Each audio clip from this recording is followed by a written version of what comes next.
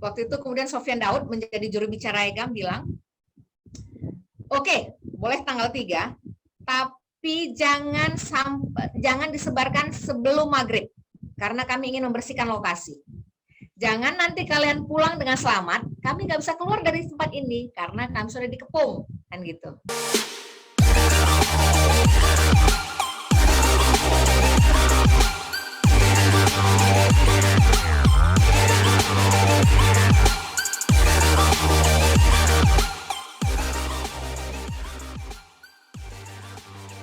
Kita beralih kepada 4 Desember.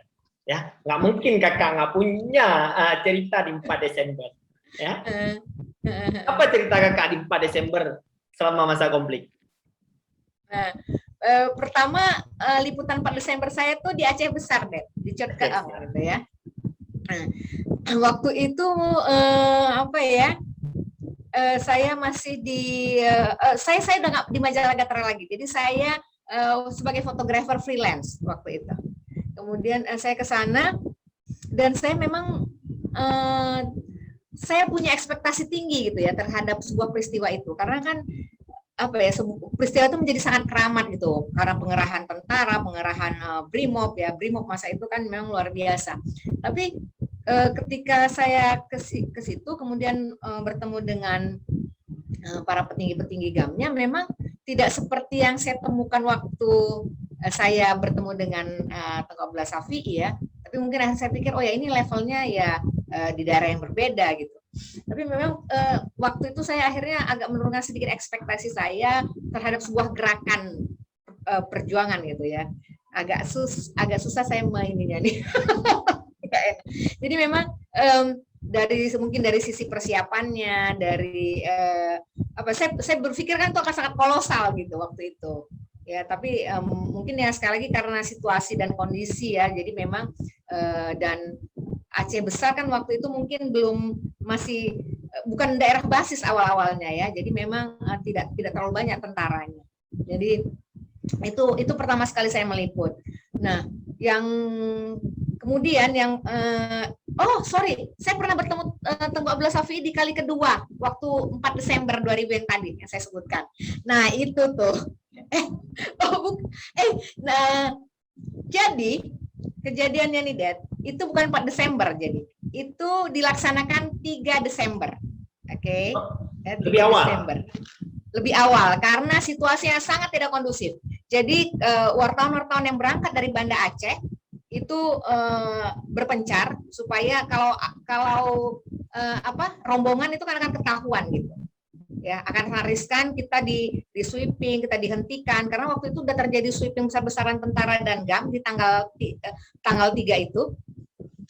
Jadi kami berangkat tanggal 2 dari Banda Aceh. Jadi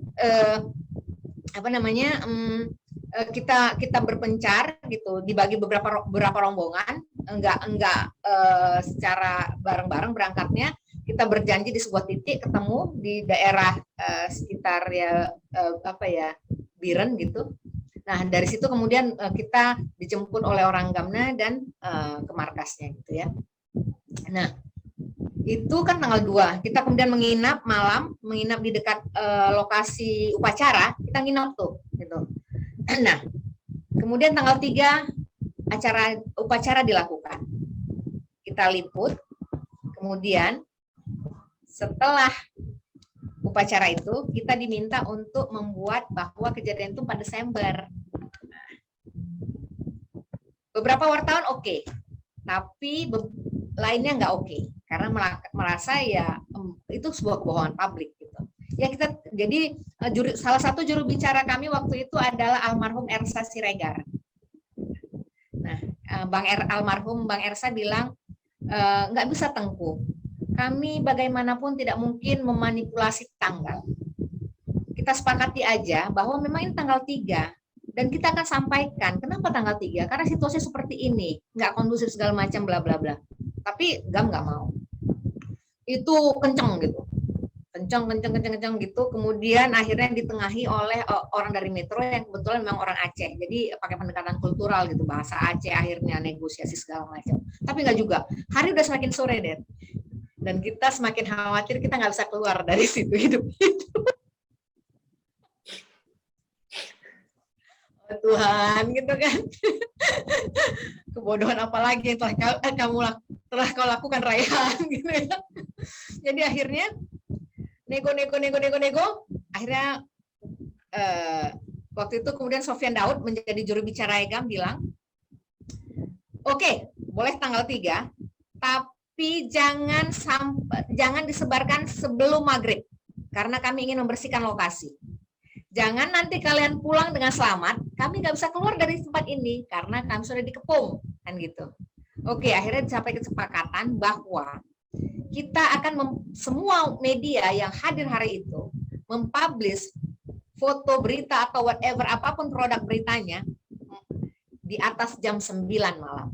Itu yang disepakati. Oke? Akhirnya kita bisa keluar dengan selamat dari lokasi kejadian. Sebagian ke Loksmawe untuk mengejar pengiriman video dan foto pakai satelit. Saya sendiri balik ke Banda Aceh. Nah, kemudian ada wartawan yang nakal, deh. Begitu tiba di Loksmawe maghrib, begitu dia posting. Dia kirim, kebetulan dia kantor berita ya. Ketika di kantor berita itu muncul, kantor berita lain nanya dong, si Pola nih udah naik nih fotonya. Kok kamu belum? Wah, itu sesama wartawan kemudian bertengkar. Dan akhirnya karena merasa dihianati, kemudian rame-rame beberapa orang juga naikin beritanya. Tapi saya tetap komit, saya nggak mau gitu ya, bahwa oke, kita harus sepakat jam 9. Nah itu kemudian terjadi pergesekan luar biasa di antara media pasca itu. Karena memang kita kan sudah komitmen gitu dengan GAM, dan kalau kita selamat ya mereka harus selamat. Itu kan kode etik ya, kan karena mereka narasumber kita gitu. Jangan kita yang selamat sampai di Banda atau dimanapun, kemudian mereka belum selesai membersihkan tempat itu dan akhirnya dikepung. Itu memang menjadi banyak catatan banyak hal-hal memang waktu itu media itu nggak komit, dan utamanya adalah media kawan-kawan dari Jakarta. Itu mereka kan nggak punya beban ya, Det. Jadi ketika mereka ngeliput dan pulang, udah gitu ya. Kalau kita yang di sini, kita masih face to face nih sama tentara, sama GAM gitu, dan nowhere to run kan, nggak tahu kita mau kemana lari. Misalnya kita di Banda Aceh, sebesar apa sih Banda Aceh sehingga mereka nggak bisa mencari kita kan gitu. Nah itu yang kadang-kadang nggak dipahami teman-teman dari media di Jakarta gitu, kawan-kawan yang datang kemari. Yang misalnya ketika zaman darurat militer mereka datang gitu dari bandara, kemudian ngumpul sama kita, dan pertanyaan selalu sama kayak gini. Default pertanyaannya, deh. Jadi by default pertanyaannya. Jadi pertanyaan gini, di mana nih ada kontak senjata? Cari yuk. Oh my goodness. Dia cepat pulang ya. Enggak, mereka merasa menjadi wartawan perang. Nah, ketika mereka melaporkan pemirsa saat ini sedang, itu menjadi sebuah kebanggaan, deh. Ya. Atau misalnya bahkan ada satu kasus di mana saya ada di lokasi, itu wartawannya bilang sama tentaranya, Bang, tembak-tembak dong biar ada kesan kotak senjata. Ditembakin sama tentara, dan dia bilang, pemirsa saat ini saya sedang berada di lokasi kejadian kotak senjata bla bla bla bla bla. Itu terjadi. Jadi memang banyak sekali media kemudian membangun yang war journalism gitu. Memang jurnalisme perang yang dibangun.